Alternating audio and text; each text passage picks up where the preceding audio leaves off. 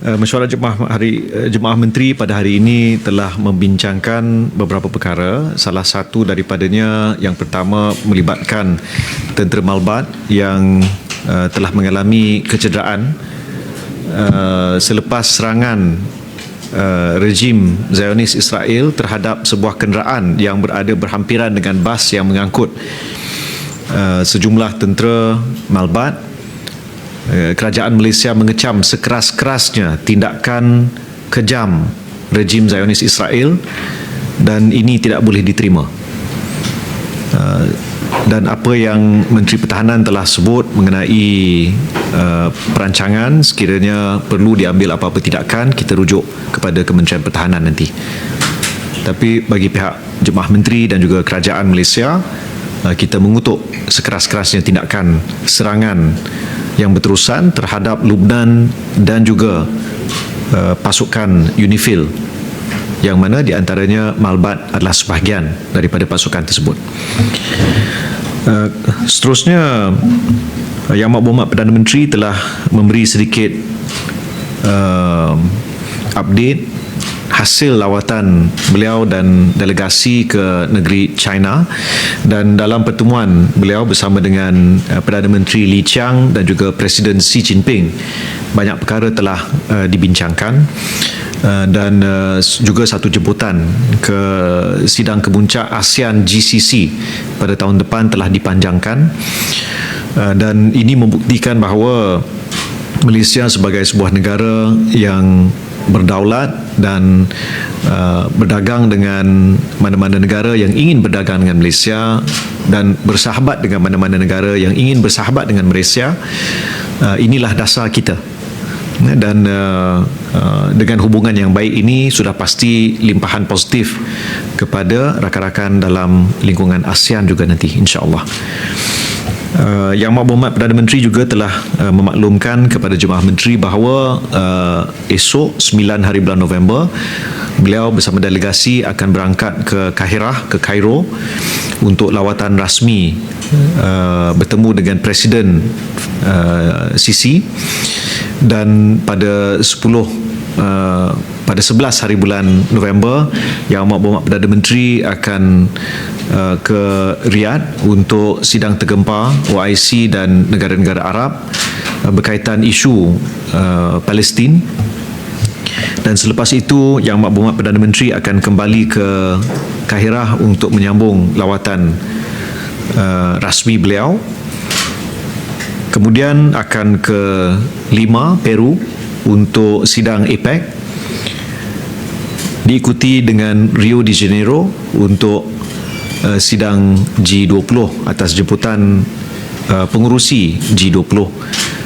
Kerana Malaysia selaku pengurusi ASEAN, kebiasaannya pengurusi ASEAN ada menerima jemputan daripada pengurusi sidang G20. Dan Yang Amat Perdana Menteri dijangka kembali ke tanah air selepas pada lawatan tersebut. Dan yang perkara terakhir yang saya ingin maklumkan, hasil daripada mesyuarat Jemaah Menteri pada hari ini.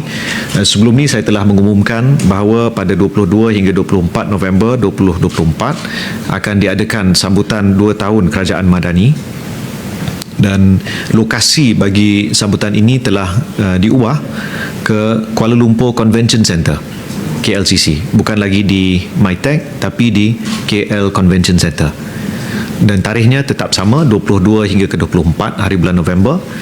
Kemuncaknya adalah pada 23 hari bulan November yang akan dihadiri oleh Yang Amat Perdana Menteri, Yang Amat Timbalan-Timbalan Perdana Menteri, ahli-ahli Jemaah Menteri dan juga semua anggota pentadbiran, ya, ketua-ketua jabatan agensi akan hadir, insya-Allah. Ini 4 perkara yang ingin saya sampaikan. Jadi saya buka soalan. Sila. KYB, mungkin kenapa diubah daripada MyTech ke KLCC? Ya, ini telah dimaklumkan oleh KSN dalam mesyuarat hari ini.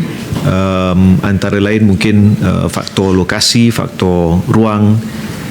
Ini antara pertimbangan yang telah diberikan, dan sudah pasti kita akan umumkan dalam masa terdekat program-program yang akan diadakan sempena program 22 hingga 24 hari bulan November nanti. Sila. Afternoon, YB. Amir Zainal from The Edge. If I may ask my questions in English. Sila, saya akan jawab dalam bahasa Melayu. Okay.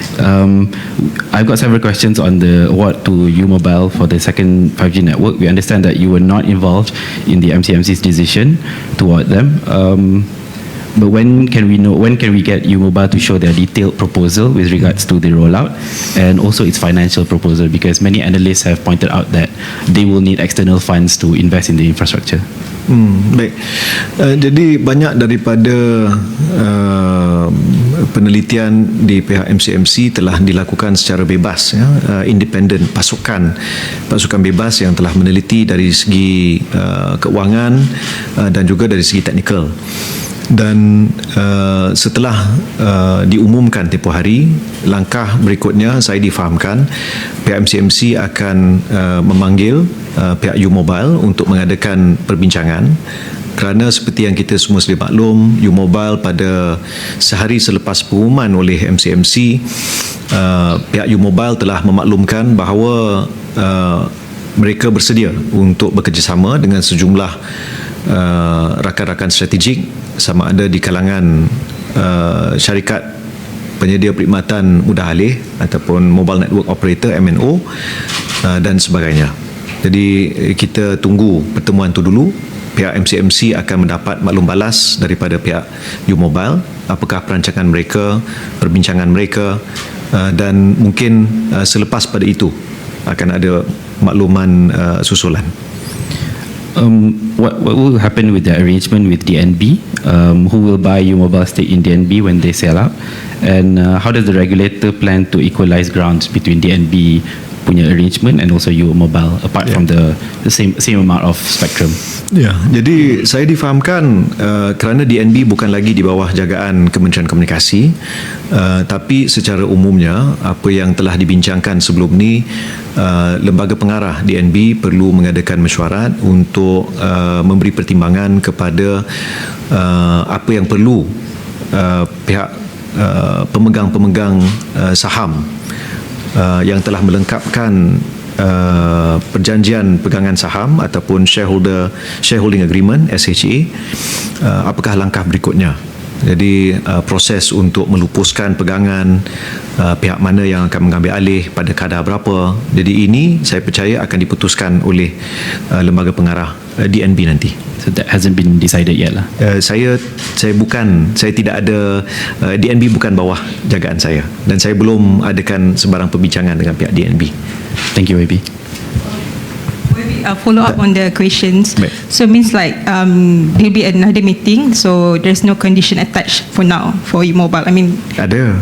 so can you like reveal how the deadline, maybe how they gonna roll out the second network? Ya, tapi saya rasa agak pramatang untuk saya maklumkan apa-apa syarat yang akan dikenakan. Memang kalau kita lihat pengalaman sebelum ini, bila kita menyaksikan penggabungan antara Celcom dan juga Digi, penggabungan itu datang dengan sejumlah syarat yang dikenakan oleh Badan Kawal Selia, yakni MCMC.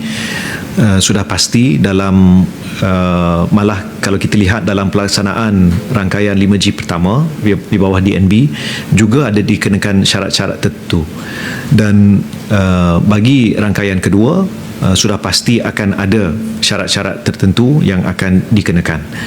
Tapi apakah syarat-syarat tersebut, kita kena melalui proses dulu. Pihak MCMC kena memanggil pihak U-Mobile untuk memahamkan apakah perbincangan terkini di antara pihak U-Mobile dengan mana-mana syarikat yang ingin bekerjasama dengan pihak U-Mobile.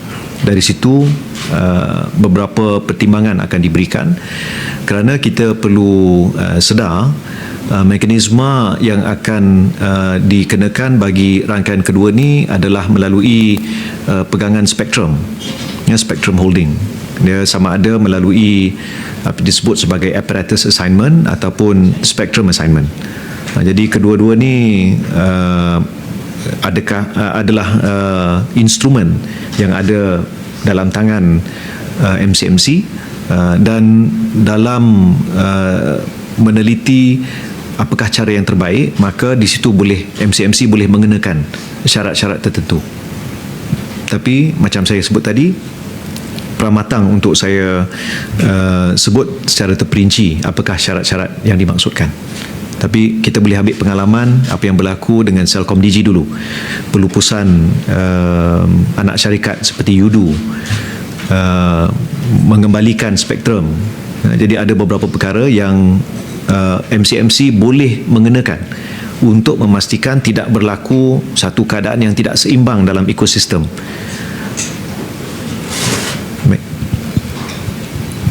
Baik, saya Faizal dari Malaysia Kini.